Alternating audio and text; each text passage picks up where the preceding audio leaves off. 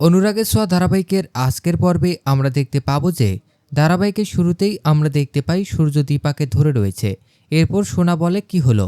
আমি যে বললাম আপনি এখান থেকে চলে যান, কেন দাঁড়িয়ে আছেন এখনো? সোনা অনেক খারাপ ব্যবহার করতে থাকে দীপার সাথে।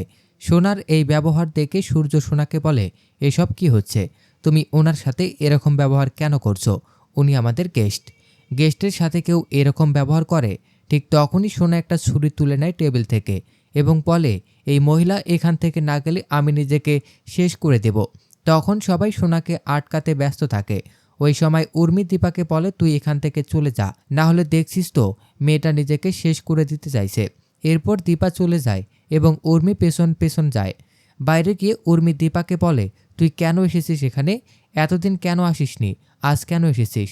জেল থেকে বের হয়ে তুই যখন কারো খোঁজ খবর রাখিসনি, তো এখন আর তোকে প্রয়োজন নেই। আমি সবার খেয়াল রাখতে জানি। তুই আর এখন এ বাড়িতে আসবি না। এরপর দীপা চলে যায়। আড়াল থেকে দীপা সব কিছু দেখছিল, কিন্তু তার মায়ের ভয়ে কিছুই করতে পারেনি। তাই সে বলে, তোমার সাথে আবার আমি দেখা করব। এরপর আমাদের দীপার অফিস দেখানো হয়। দীপা যখন অফিস আসছিল তখন হরিশ দীপাকে বলে, আপনার একটা চিঠি আছে, রূপা নামের একজন দিয়েছে। দীপা তখন চিঠিটা নিয়ে দেখে রূপা এই ডিল থেকে বের হয়ে গেছে, কাজ করতে চায় না দীপার সাথে। এরপর দীপা কাউকে ফোন দিয়ে জানতে পারে রূপা বাইরে চলে যাচ্ছে এবং 2.5 ঘন্টা পর তার ফ্লাইট। তখন সে হরিশকে বলে তাকে আটকাতে হবে যেভাবেই হোক। এই কথা শুনে হরিশ জানতে চায়, ওই মেয়েটা কে হয় আপনার? তখন অবিনাশ হরিশকে বলে, সেটা তোমার না জানলেও চলবে। এখন ম্যাডাম যা বলছে আটকাতে হবে, তার মানে আটকাতে হবে। তারা গাড়ি নিয়ে বেরিয়ে যায় এবং রূপাকে আটকাতে সফল হয় এবং দীপা রূপাকে বুঝিয়ে কাজে আবার যোগ দিতে রাজি করে। দীপা বলে, তোর বাবা ভালো নেই রূপা, যে করে হোক আমাদের সব কিছু আগের মতো করতে হবে। তুই চলে যাস না, তুই মায়ের কথাটা রাখ। এরপর রূপা আর কিছু বলতে পারে না। এরপর অবিনাশ দীপাকে নিয়ে বের হয়ে যায়। অন্যদিকে আবারও সেনগুপ্ত বাড়িতে আমরা দেখতে পাই সূর্য দীপার কথা ভাবছে। ঠিক সেই সময় দীপ এসে সূর্যকে বলে, কাল সন্ধ্যাবেলা আমার সাথে একটু মার্কেটে যেতে হবে তোমাকে, আমার কিছু কেনাকাটা আছে।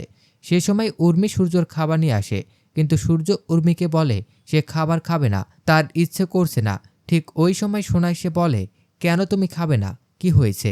তোমার ওই মহিলার জন্য তুমি এরকম করছো? তখন সূর্য রেগে গিয়ে বলে, কি সব কথা বলছো? উনি তোমাদের মায়ের বয়সী, এভাবে কেউ কথা বলে? সোনা সব সময় অনেক রেগে যায় এবং বলে, উনি আমার মা নয় এবং মায়ের বয়সীও নয়, আমার কোনো মা নেই। এসব শুনে সূর্য অনেক রেগে যায়। উর্মি আবার খাবারের কথা বললে সূর্য খাবারের প্লেট ছুঁড়ে দিয়ে রুমে চলে যায়।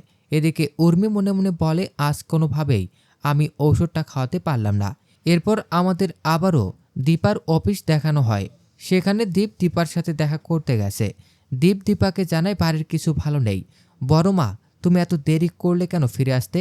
আমার বিশ্বাস ছিল তুমি একদিন ফিরে আসবে আর বাড়ির সব কিছু ঠিক করে দেবে। যে যা ভালো নেই বড়মা, আর সব কিছু তোমাকে ঠিক করতে হবে। তুমি ছাড়া কেউ পারবে না সব কিছু ঠিক করতে।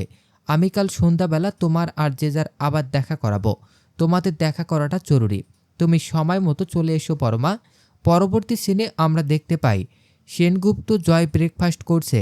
তার বোন বলছে, এই কাজটা আমাদের অনেক ভালো করে করতে হবে, এটা একটা মান সম্মানের ব্যাপার। তখন উর্মি বলে, এই কাজটা না করলে কি নয়, এই বিজনেস যে করতেই হবে এর তো কোনো মানে নেই। তখন জয় রেগে যায় এবং বলে, তুমি যদি তোমার কসমেটিকের বিজনেসটা ভালো করে করতে তাহলে আজ আমাদের এই দিনটা দেখতে হতো না। এর মধ্যেই সূর্য এবং দীপ চলে আসে ব্রেকফাস্ট করার জন্য।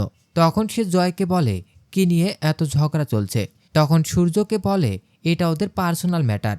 উর্মি কথা ঘুরিয়ে বলে, দাদা, আপনি ঠিকমতো খাবার আর ওষুধ খেলে আমি নিশ্চিত থাকব। এরপর উর্মি সূর্যকে ব্রেকফাস্ট এবং ঔষধ এগিয়ে দেয়। সূর্য যখন খাবার মুখে দিতে যাবে তখন দীপার দেওয়া ফুলের তোড়া সূর্য দেখতে পায় এবং সে উঠে পড়ে খাবার ছেড়ে। এরপর সিন ঘুরিয়ে আমাদের দীপার কাছে দেখানো হয় সে সুন্দর করে সেজে আয়নার সামনে দাঁড়িয়ে আছে এবং বলছে, আজ আমাদের দেখা হবে ডাক্তারবাবু। ঠিক ওই সময় একজন মহিলা এসে দীপাকে বলে, স্যার এসেছে ম্যাডাম। তখন দীপা বলে, আসতে বল। এরপর অবিনাশ রুমে আসে ফাইল সই করানোর জন্য। তখন সে দীপাকে সেজে থাকতে দেখে অনেক প্রশংসা করে। দীপা জানায়, এখন থেকে আমি নিজের কথাও ভাববো। এই কথা শুনে অবিনাশ খুশি হয়। শেষ সিনে আমাদের আবার সেনগুপ্ত বাড়িতে দেখানো হয়, যেখানে সূর্য দীপার দেওয়া ফুলের দিকে তাকিয়ে আছে এবং পুরনো স্মৃতি সাদা কালো আবসা আবসা মনে পড়ছে। তো দর্শক, এই ছিল অনুরাগের ছোঁয়া ধারাবাহিকের আজকের আপডেট। পরবর্তী আপডেট সবার আগে পেতে আমাদের চ্যানেলটি এখনই সাবস্ক্রাইব করুন।